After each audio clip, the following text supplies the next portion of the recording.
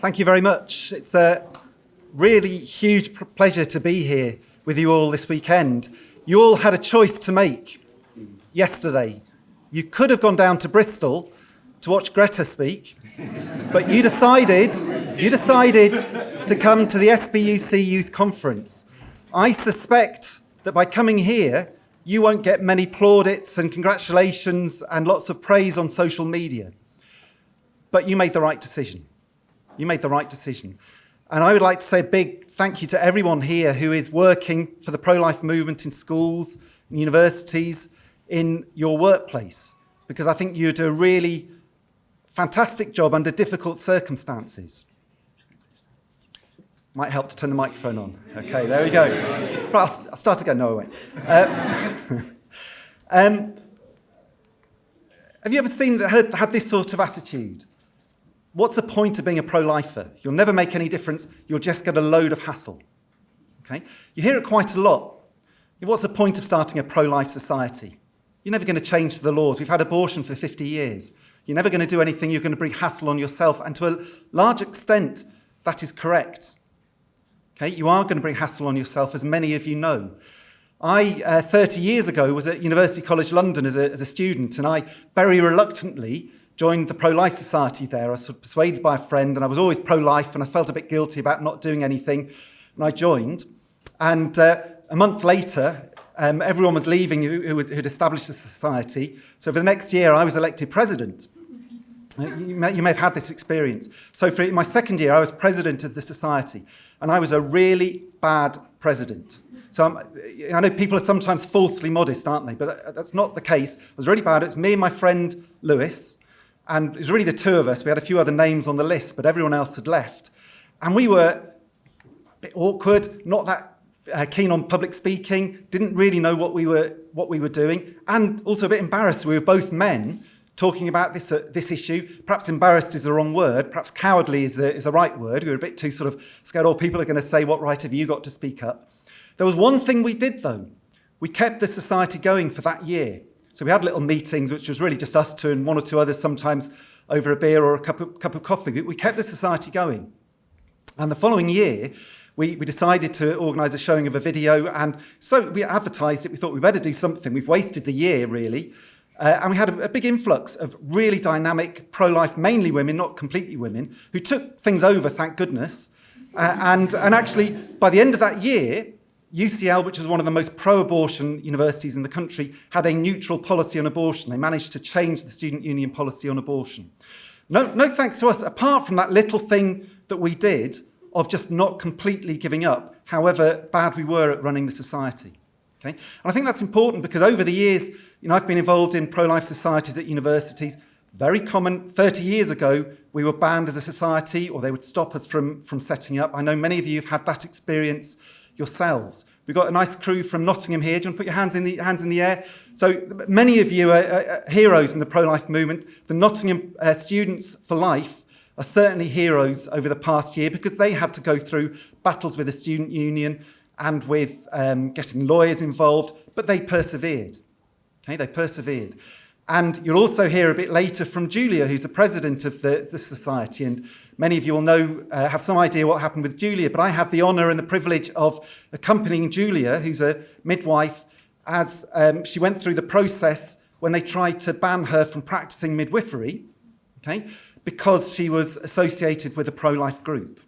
And Julia will tell you more about that a bit later on. Julia's such a nice person, she may not get you as angry as I think you should be. Everyone should be utterly scandalised by what Julia had to go through. And when I say they tried to ban her from being a midwife because she was publicly associated with a pro-life group, not for anything in particular she said or did, that's not an exaggeration. That was on the charge list. Okay? But Julia persevered. And she'll tell you what the end of her story later on. There's another side of this thing. So I'm an economist and I'm interested. It was great hearing from Rebecca earlier on, by the way. And she said that the real heart of this movement is not about evidence and figures. It's really about people. And I'm an economist. And so for an economist, we don't care about people. We've got no sense of relationships or love. We care about figures and statistics and evidence. So I'll sort of try and give you the other side and try and convince you that doesn't matter just a little bit as well, although really, of course, Rebecca is right. Ultimately, it is about people. But have you ever had this sort of idea that actually not just you as an individual, the pro-life movement can't do anything? So you sometimes get this sort of comment that if you criminalise abortion or you change the law on abortion, it has no effect at all. Because abortions, women who are desperate, they're going to have abortions anyway, and they'll find them one way or another. All you will do is drive women to backstreet abortions, and they'll be worse off. So this is a comment from Amnesty International, that great organisation who used to be involved in human rights but are now pushing against the human rights for the unborn. But it's a really common thing you get. Both of these sort of approaches and attitudes, I think, are designed to do one thing, and that's to shut you up. They're designed to discourage you and to say, well, actually, it's not worth doing what you're doing. There's a question, I think, underlying my whole talk. Does it matter whether we have an effect or not?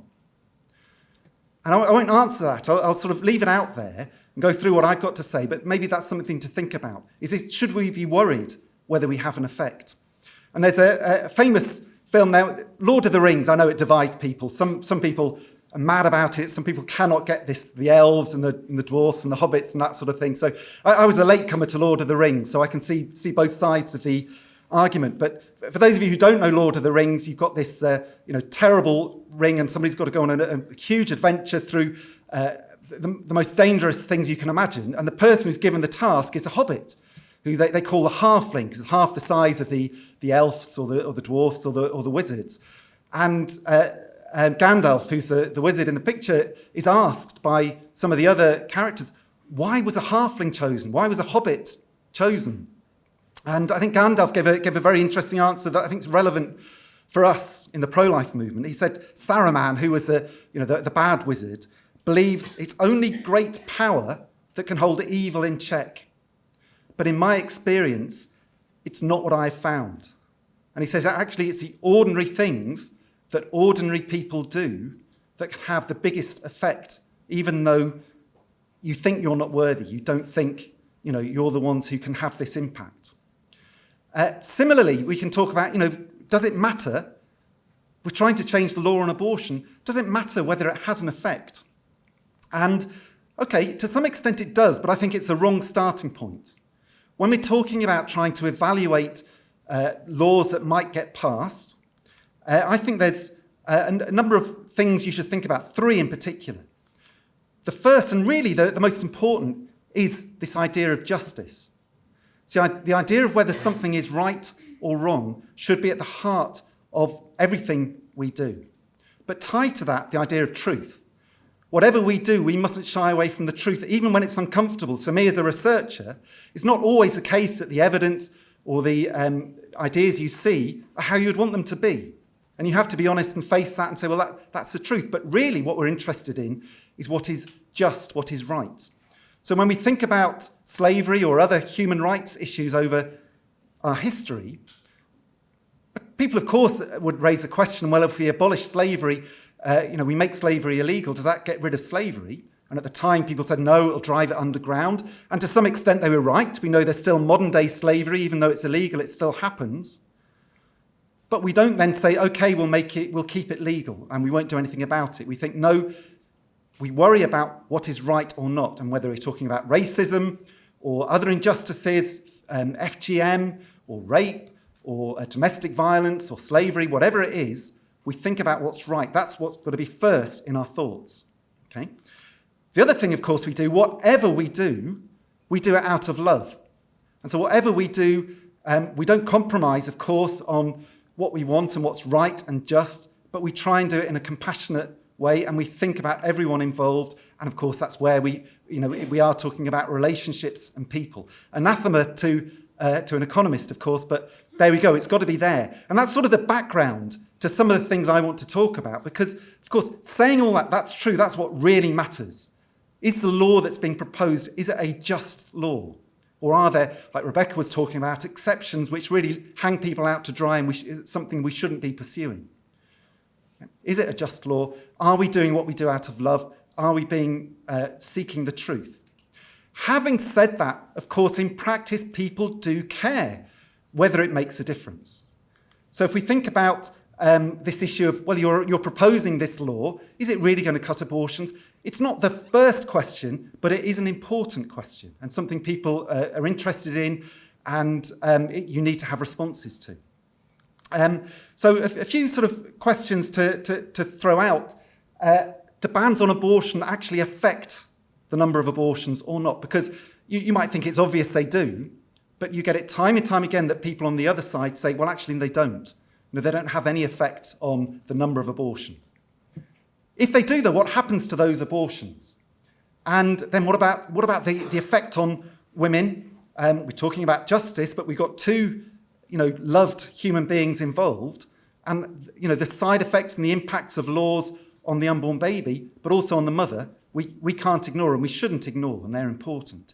So I'm going to try and answer some of those questions, or give you some sort of suggestions about how you might answer some of these questions as we go through, thinking about it from what the actual evidence is, some of the academic evidence, and so on. Okay, what would we expect to happen? We call it economic, theories, and we use loads of equations and maths, and it's nonsense really. It's only trying to say the obvious in a sort of complicated way.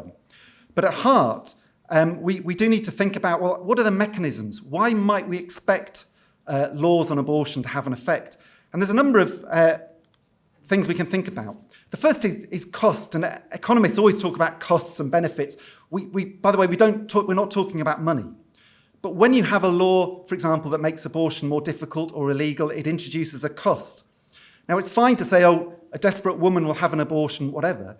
We know that isn't the case. It's a bit like when you hear this phrase about, I work on examine teenage pregnancies, and people say, a 15-year-old, if they're going to have sex, they'll have sex anyway. There's nothing you can do about it. So, have the school provide the morning after pill or what have you to look after them as best you can. Now, of course, that's nonsense. Of course, there will be some people who, one way or another, may get an abortion, whatever. There'll be some people who never would, or never would have sex when they're age 15. But there are people in the middle for whom the decision is an agonising one. And all sorts of factors play a part in it, what their families say, what their friends say, what their partner does, how easy it is to get, maybe even financial cost as well. So the cost, in more generally, we would expect to have an effect for some women who may or may not have abortions. But of course, the law does another thing, and legal scholars may want to say more about this. Laws itself can influence moral attitudes and behaviour. They have an effect in themselves, in that you're setting a marker in society, and you're saying, well, as society, we are saying, for example, that assisted suicide is wrong. Whereas when you change the law and introduce euthanasia or assisted suicide, that may change the culture and the acceptance and reduce some of the stigmas against suicide. The same with abortion. So what the law says does matter. When we have laws against discrimination on the grounds of race or whatever it might be, okay, that doesn't automatically change people's behaviour, but it does change the culture and the atmosphere in which society operates. Particularly on abortion, and those of you who work in abortion care and care for women in problem pregnancies, we know that many, many women going through abortions feel under pressure, sometimes very direct, yet sometimes really direct, but sometimes a little bit more subtle, from partners. Whatever you decide, I'll stick by you. Sounds great, doesn't it? But whatever you decide, from the boyfriend, who of course is going to get away with it scot-free if the baby goes away, if the abortion is had, and the woman who actually needs someone to affirm her and say, well, actually, we can do this together, is getting a different type of message. But we know that directly or indirectly, pressure can have a huge effect, and that's where the law can help. Because, of course, the law can be a protection from somebody who doesn't really want to have an abortion, but everyone is saying, it's the right thing for you. Perhaps your mum and your dad, or you're too young, and you sort of feel, well, how do I argue against it? They've got a point, but I don't want to lose my baby. Well, when the law is protecting, you can say, okay, but look, it's against the law. There's nothing we can do. And what that can do is then open up the other solutions. So I missed Sister Roseanne last night, but I've heard Sister Roseanne talk before, and I think the lesson from many of her stories is that there are solutions to problems that you may not have expected in the first place. And the law itself can provide that space to think about where those solutions go. Here's just one example, but you see it all the time. It's just a case from the Guardian, funnily enough, talking about somebody whose boyfriend was the one who put pressure on her to have an abortion. But we see this time and time again, and indeed there's some statistical surveys looking at a very high proportion of women who have abortions who felt that there wasn't really their choice. Okay? But there's a question: if you do have an effect on the number of abortions, what happens to those abortions? And there's three things that might go on. Firstly, if you have fewer legal abortions, you might well have illegal abortions. We can't deny the possibility that people may then go and find a way of having an abortion anyway, whether it's a backstreet one or with a doctor, but just doing it illegally, or getting an abortion drug off the internet, or whatever it might be. But it's not the only thing that could happen. The other thing that could happen, there may be more births. I've put unwanted in question marks there because somebody may be pregnant in a desperately difficult situation. They would prefer they weren't pregnant and it seems like the end of the world. That doesn't necessarily mean the birth will be unwanted. And of course, for us, is there any such thing as an unwanted birth? Hopefully not. But that's possible as well. We may see more births. And of course, that's a response from people who perhaps on the other side will say, well, you're going to be forcing, if women don't get an abortion, you'll be forcing them to have babies they didn't want, who may be brought up in difficult circumstances. It's not the only two things that could happen, because a third thing that could happen is that you may have fewer pregnancies in the first place. Okay? Abortion doesn't, and the law on abortion doesn't necessarily only have a direct effect there and then. There may also be an impact on behaviour earlier on. And I'll say a little bit more about that in a while. Now, as I said before, as an economist, we don't care about people, unlike Rebecca, but I know that one or two of you may care about people. So here's an example. We are talking about individuals here. Can anyone tell me who this is, the guy? Yeah, okay, so some of you had it. Cristiano Ronaldo.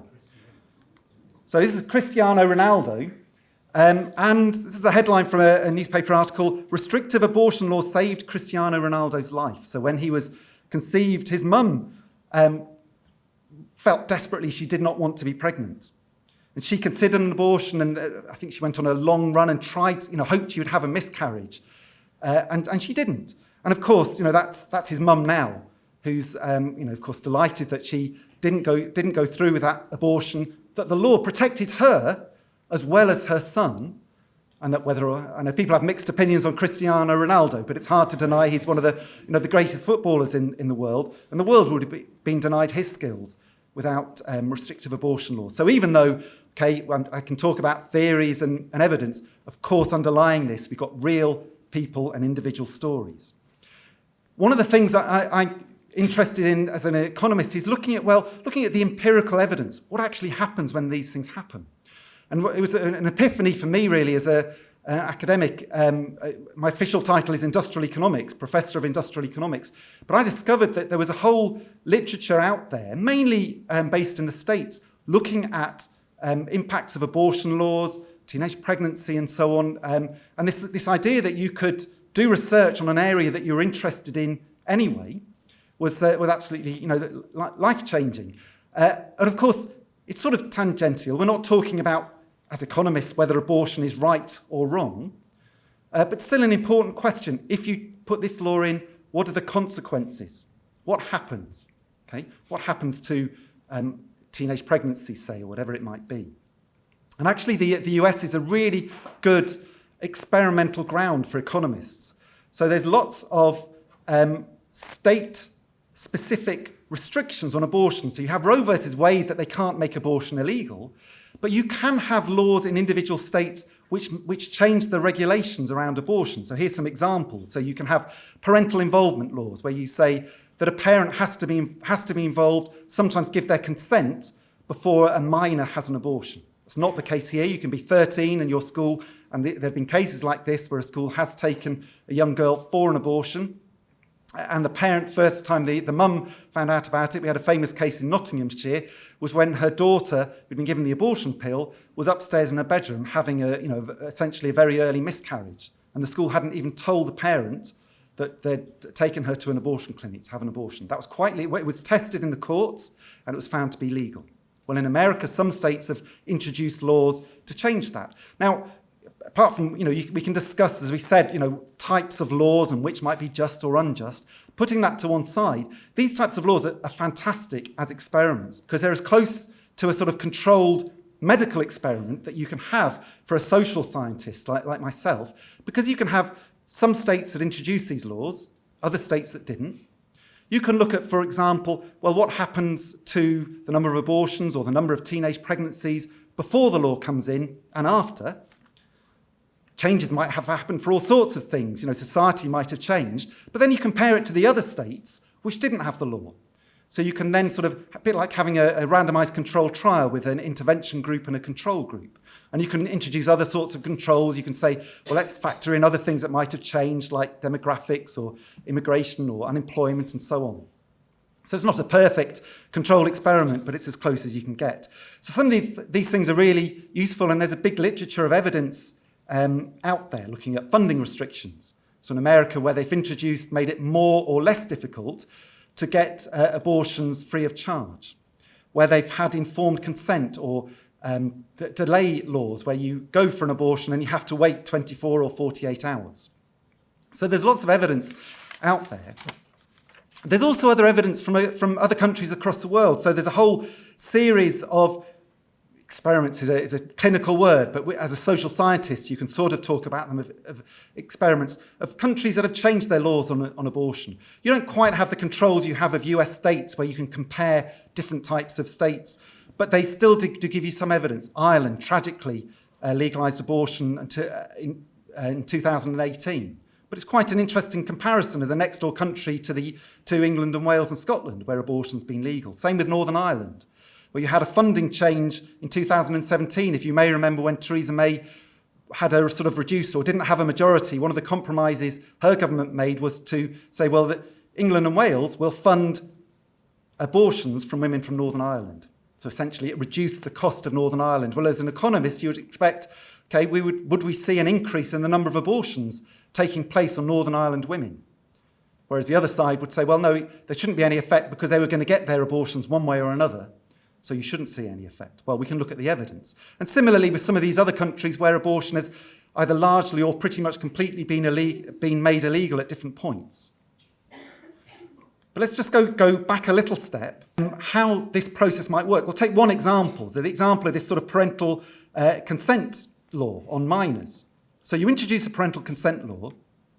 What's going to happen? Well, first of all, abortions in some sense are more costly for teenagers. So you're a 14, 15-year-old and you're thinking, okay, perhaps I'm not totally against abortion. I don't really want one, but if I get pregnant, that's a sort of a way out for me. But then things change. So if I get pregnant, my parents will be told and they'll have to give permission. Okay, then maybe that changes things. Because now that's an extra cost, if you like, because I'm terrified of my mum and dad or mum or whoever it is knowing that I've been having sex and I've got pregnant. I really don't want that to happen. So it's an extra cost from getting an abortion. What might happen? Well, one of the things that might happen, going back to how behaviour might change, and sort of stereotyping, if you like, you're at that party on a Friday night, you've got your boyfriend's there, and he's saying, oh, go on, let's have sex, all our friends are doing it, and you can always, if the worst happens, abortion's there. Well, it changes that equation a little bit. Okay, it does change it. So now there's another factor. You're thinking, okay, well, I'm never going to tell. My parents would be devastated. I'm going to make sure this doesn't happen. So then maybe, it doesn't mean it will happen in every case. So economists, we talk about at the margin. For some people who are sort of, they're umming and erring and they're under pressure and should I, shouldn't I, this may make a difference. So if that's the case, and you have, whether it's, less risky sex or less sex completely or fewer partners or people being more prepared to delay, yep, you may get fewer abortions because girls who do get pregnant may be less likely to have an abortion and perhaps they're more likely to give birth. That's possible. But you may also have fewer girls getting pregnant in the first place. So you may get some girls going on to give birth, but what it means is it's really hard to be sure overall what will happen. In fact, anything can happen. We would expect the number of teenage abortions to go down, but it may be that some or Perhaps all of them will go on to give birth, so births will go up. Okay? But possibly the overall rate of births and abortions may go down. But also, it may be that if behaviour change is so big, we may not see an increase in teenage births. So this is a sort of where you say, well, let's actually look at the evidence. And I'll summarise some of the evidence for you. So there's a whole raft of papers here. Essentially, yep, as expected, you get a big decrease in teenage abortions. By the way, for anyone who's interested and wants to go back to the original studies, I've got a copy of the slides which have got some references at the end. So, if you want to come and pick that up later on, and if we run out of copies, you can always email me. So don't worry about getting the precise figures unless you want to. But yep, a big effect on teenage abortions. Most of the studies find that teenage births largely unchanged. Some find a small increase in births. So, with all social science studies, it depends on the context you look, the methodology. You can't take one study on its own. But overall, there's pretty strong evidence that the total rate of teenage pregnancy goes down. So 4 to 9% is a rough order of magnitude of the decrease. So quite a big decrease in teenage pregnancy rates. And by the way, teenage pregnancy rates have gone down very significantly across the world in all sorts of areas. And there's a big discussion on why that might be. We might want to talk about that later on. But certainly in the States, this is one of the significant factors. There's a little bit of mixed evidence. I said you don't always get the results you sort of might hope to find, hope in the sense of fitting in with your worldview. Some of the more recent studies say, well, the more recent laws have mixed effects and, perhaps the effect isn't quite so strong as it used to be. Here's just one example. This is from a paper which I did with a colleague, Surafel Germa, looking at parental consent in Texas. And they had actually two. They had a parental consent for abortion. Then they had a parental consent before minors could get family planning, at least in state-funded clinics. So it made it really interesting study because you can compare within Texas in particular counties. Actually, looking here, you can see the trend line. So the red line is women or girls who wouldn't have been affected by the law. The blue line is the ones who would have been affected. Straight away, as soon as the line comes in, you see a really clear decrease amongst abortions for minors. Okay, if you're interested, the family planning law had no effect on the number of abortions, surprisingly, for some people. Did it have an effect on the number of births? Well, actually, you look at trends over time. There was no change between the group that was affected, the minors, the younger teenagers, and the older teenagers. So it was almost like a win-win situation. You had fewer abortions, no evidence of higher births. Okay. So yes, it did seem to be the case that you had fewer pregnancies to minors than you might have expected. And again, although the evidence is strong on this, of course, we're talking about individuals. And Rebecca made a really good reference to the way that abortion is often used to cover up child abuse. And nowhere is this more obvious than in parental consent. So this is a really tragic case of an American case where a 13-year-old girl was in a relationship is the wrong word, isn't it, when you're age 13, with a much, much older man, this character here. And she got pregnant. Who paid for her abortion? Of course, it was him, the abuser. And it was only much later that was caught out. You may have heard a lot in the past few years of the sort of grooming gangs in England, the Rochdale case, the Oxford, right around the country. Terrible cases, and lots of people are focused on racial characteristics of some of the people involved. I think people haven't talked about is the role that our abortion laws have played in this. And in fact, there's a whole series of what they call serious case reviews when they investigate what happened to abuse cases. How were they allowed to carry on? And there's a great publication by Family and Youth Concern which summarises some of these. But here's one which is a bit more recent. This is from a Somerset serious case review in 2018. And this is about a child who's aged 15 who had an abortion, a termination of pregnancy. So this is from the official report, without the involvement of her parents. So this idea about parental involvement. She was accompanied at the consultation by a woman who signed the consent form. They didn't know who she was. That was the opportunity when they could have found out something about why this 15-year-old was in a relationship. She had the abortion. Subsequently, she suffered quite serious mental health problems, so the report says, required inpatient treatment.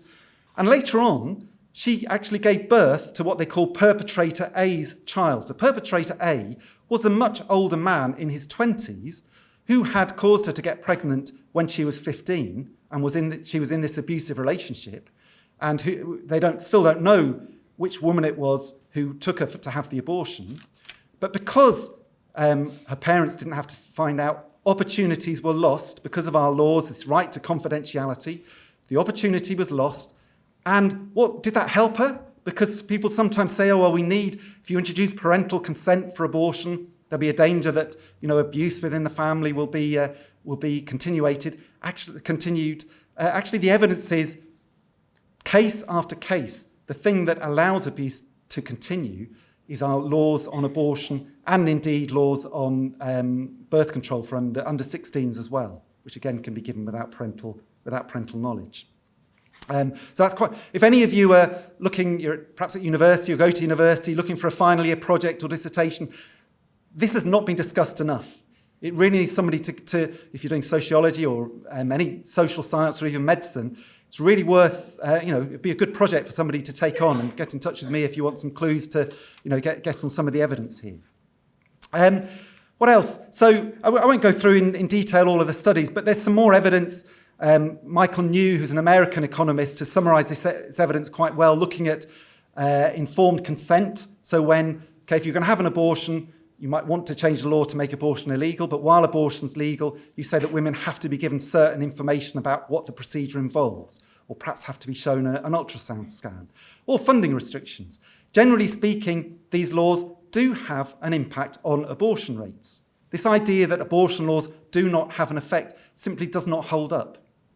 But that doesn't mean that this is always the case. So here's an example of a study, fairly recent study, finding that laws about giving women the right to see ultrasound scans before an abortion doesn't seem to have had an effect on abortion rates. Doesn't mean then that it's not necessarily a good law, okay? But it doesn't seem to have an effect. That's what the evidence says. That's what the evidence says. It's only one study. Maybe other studies will find something different going forward.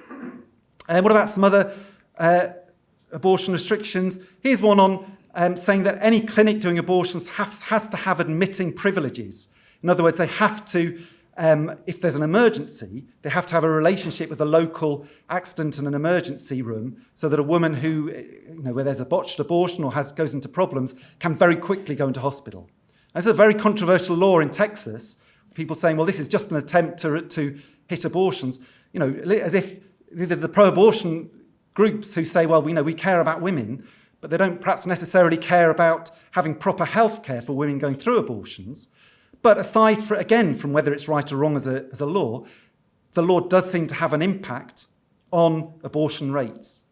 Okay, both abortion rates, and there's some discussion here about whether births perhaps increased. And there's one or two bits of evidence looking at, because it's in Texas, you can look at evidence of perhaps illegal abortions on the Mexican border. And there's some evidence that yes, there was some of that activity going on. So women close to the border may have been accessing illegal abortion drugs in Mexico. But there was still a net effect on reduction in abortions. Let's sort of pick that up a little bit more and think about, are these women just who don't have abortions, are they just turning into to illegal abortions? What's going on here? That's, of course, hard to know. It's impossible to be certain about, but we can get clues. So we can have clues by saying, well, okay, what happens to unwanted births? Is there evidence that these legal abortions are turning into births? What's the evidence on miscarriages? So traditionally in countries where abortion is illegal, very often abortion deaths would be attributed to miscarriages, or miscarriages might be wrongly specified for abortions. Because people who might be worried about the shame or worried about the illegality. So looking at miscarriage statistics, which might be more, you will have national evidence on, maybe quite useful. In America, you can look at abortions done in and out of state. So if you have a state introducing abortion restriction in Texas, say, what happens to abortions in New Mexico or other states nearby? So you can get some evidence from that if you've got the data. But underlying this is, well, is there really evidence for this idea that I was pushing, that there's some sort of behaviour change, that actually it's not just the case that somebody's going to get pregnant and then it's an abortion or a birth or an illegal abortion. The decisions can change earlier on in the process. Well, let's look at a little bit of this evidence. Here's a graph that will be quite well known to some people in SPUC. This is looking at abortion deaths in England and Wales. I often speak in schools, and you look at some of the textbooks. There's still textbooks saying that before abortion was legal in England, thousands of women were dying every year from backstreet and illegal abortion. Okay, I've seen that in UK textbooks. Of course, it's nonsense. But of course, any woman dying from any abortion, legal or illegal, is an absolute tragedy. We have reasonably good data in the UK going back. So this is data on women dying from miscarriages and abortions. So from both spontaneous abortions and induced abortions. Okay. So every year before abortion was legalised, there were about 50 or 60 women dying in England and Wales. Over time, of course, that number went down. That number went down in the 30s, it was in the probably hundreds. Over time, what happened? Well, you had blood transfusion, you had penicillin, you had better medical care. So even though abortion was still illegal, numbers of women dying from abortions went down. The reason, by the way, for including miscarriages is because that will capture women who maybe had an illegal abortion, but it was classified as a death from a miscarriage. What happened when abortion was legalised? Well, actually, that first year, the number of deaths to women actually went up. And then over time, the numbers carried on going down, but at the same rate as before. So is there any evidence that abortion laws saved women from dying from abortion? Well, no. What was going on? Of course, illegal abortions may have been less safe, and probably were less safe, but you had a huge increase in the number of abortions taking place. Okay? Did it save women from dying? No. Ireland is that little red line underneath. Their deaths from miscarriages and abortions in Ireland, where abortion stayed illegal right through that period. Again, a good comparison, because, a country where abortion was completely illegal, of course, a different context, but still, was there evidence of significant numbers of women dying from miscarriages? No. Every year, maybe 0, 1, certainly, and no real effect from when the UK legalised abortion. What about some other evidence? There's some very interesting evidence looking at impacts of abortion laws on things that aren't related to pregnancy.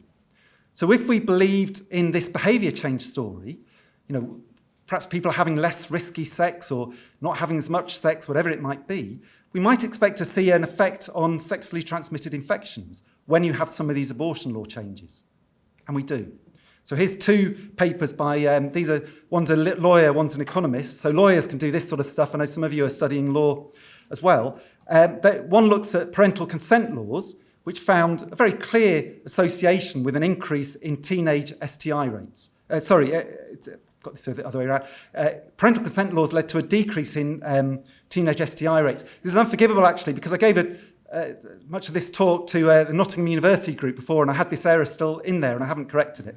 So that's the other way around. It was a decrease in teen STI rates.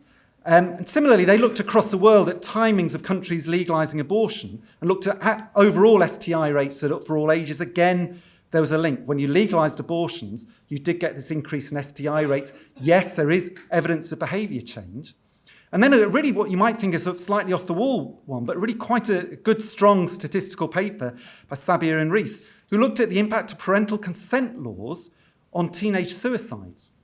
And they found a really, really strong link that when you had a law mandating parental consent for abortion, you saw a significant reduction in teenage suicides. Okay? And actually, for those of you who know about the abortions and the impact of abortions and the trauma and the alternatives, it may not be so much of a surprise, but it was really strong. And this is a good study where they are comparing states that did and states that didn't, and looking at other factors that may have affected suicide rates. Again, it's one study, and so you perhaps can't put say this is conclusive proof, but it's really interesting evidence. What about some other So I'm just going to keep an eye on the time because I'm really keen to make sure we've got time for questions. So I'll perhaps skip over some of these things. But Ireland's an interesting case because, people say, well, abortion laws don't make a difference. Actually, Ireland's quite a good comparison, even though Ireland as a society has changed very drastically to be much more like England and Wales, much more secular, even before abortion was legalised. The data on abortion rates are really, really striking. So we know abortion rates from Ireland because Irish women who come to England and Wales are recorded. So we don't necessarily know if they're all recorded correctly, but we do have some idea that the vast majority of women in Ireland who had abortions before it was legalised came to England and Wales. What were the rates? Well, around about a quarter of those in England, the same for women in Northern Ireland. Maternal mortality statistics amongst the best in the world in terms of it wasn't the case that more women were dying from childbirth or anything related to childbirth and pregnancy than in England, the opposite. This is just a picture on a graph, so that on the top, that's England and Wales abortion rates. On the bottom is Republic of Ireland and Northern Ireland abortion rates. The other question, you remember right at the start, I mentioned about the Northern Ireland change to the law, so that the UK made it, said we will pay for abortions on women from Northern Ireland. Yep, it did have an effect, as we would expect. There was a big spike in the number of women travelling from Northern Ireland over to England and Wales to have abortions. And almost certainly if the law goes into effect in Northern Ireland, we will see a big increase in the numbers of women having abortions. There's lots of country-specific evidence. So there's some really good evidence from Chile when they made abortions illegal, looking at maternal mortality rates and so on. There's evidence from Poland, what we might want to come to, so I'm sort of skipping through this so we can get onto questions. Just to summarise some of the practical evidence, abortion laws do affect the number of abortions. Okay, it depends on the type of abortion restriction. There may be, we can't say there's never an effect on illegal abortions, we can't say that, but there seems to be a net effect on reducing abortions. And it can have some surprising and often beneficial effects, so that impact on suicides, on STIs and so on. So pro-lifers do make a difference, and pro-life laws make a difference. Rebecca talked a bit about laws and types of laws and incrementalism and so on. So just to throw out some examples that have been talked about in the UK. In the UK context is very different from Roe versus Wade in the States, and we're in a very different public opinion environment. But people have, and MPs have sometimes talked about parental involvement for under 16s, talked about informed consent or better conscience protection for health workers. So we'll hear from Julia later on. In fact, the evidence may be that they're pushing to go in the opposite direction, but it could be an area where pro-lifers can make a difference. And then this big issue about ending disability discrimination. So it's been in the news. I'm sure most of you have seen Heidi Krauter, who's got this campaign to abolish the amendment allowing abortion up to birth for people with a disability. Okay, so there are areas we can debate about where the pro-life movement should be putting its efforts, but there are things that may make a difference, even though the real primary issue is justice, is whether they're right or wrong. And I just want to go back to us as individuals, and here we go, here's the hobbits again. Put that there because it just shows you how small the hobbits are. And Gandalf is great as a wizard because you often think, well, things are tough. If you're a pro-lifer, for some of you I know out there, things are not easy. You don't come into this movement for the praise and for the glory. You're going to get a hard time some of the time at least. And one of the questions Frodo says, well, I wish this didn't happen in my time. And Gandalf gave a really good response, I think. He said, so do I. And so do all who live to see such times. But that is not for them to decide. All we have to decide is what to do with the time that is given to us. And I think everyone here is called to do something. And it might be something very small. You might not be the person who can speak at a student union meeting. You might be the person who can buy the drink for the person who's spoken at the student union meeting. Seriously, you might be the support. You might be good at writing. You might be in your workplace and you can just be brave enough to have a conversation over a coffee when the issue comes up. You might be the one who could start a pro-life group. You might be the one who should be going into politics and joining a political party and having an influence in the long run.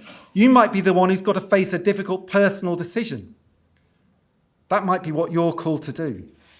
And you're not going to get praise for lots of this, but the most important thing to remember is that you are part of what I think is the most crucial and vital human rights movement of modern times. Okay? Well,